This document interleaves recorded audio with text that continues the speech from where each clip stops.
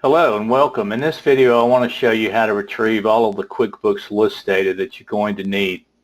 The reason you're going to need your QuickBooks list data is, for instance, in customers, if you try to send this customer over with any list items that are not in QuickBooks, you're going to get an error. For instance, your terms are a list item in QuickBooks.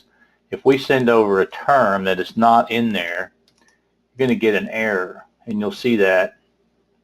And if you look at the error, it says there is an invalid reference to QuickBooks Terms Net 301. So all we need to do is just make sure that we send over only list items that are in QuickBooks. I'll send that again and everything will be good. So there are list items in literally every module inside this FileMaker solution.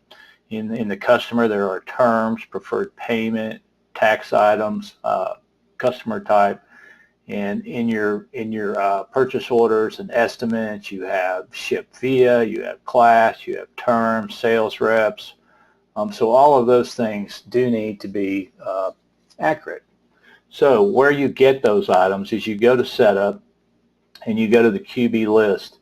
You can grab just the ones that you want if you're using this in a very limited basis and you don't need all of them. You can get them one at a time. Or if you're perhaps just making changes frequently to one of the list items in QuickBooks and just need to repeatedly pull it back down, you can do it one off at a time. So if you go to sales tax items, for instance, you can just click Get Items from QuickBooks. You'll get a message telling you that it's safe to do this, that all it's going to do is delete the items and it's not going to touch any of your data, any of your transactions. So now I've replaced all of those items and I've got a good accurate sales tax items list. But if I want to, I can click the Retrieve All list and grab them all at the same time. It happens pretty fast if your connection to your QuickBooks file is fairly local. And then, of course, it depends on how many items you have in your list too. If you've got a tremendously large item list or something like that, it'll take a little bit longer.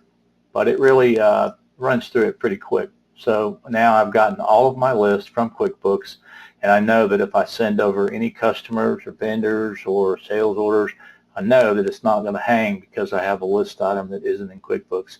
And that's all there is to pulling your list items down from QuickBooks. Thanks for watching.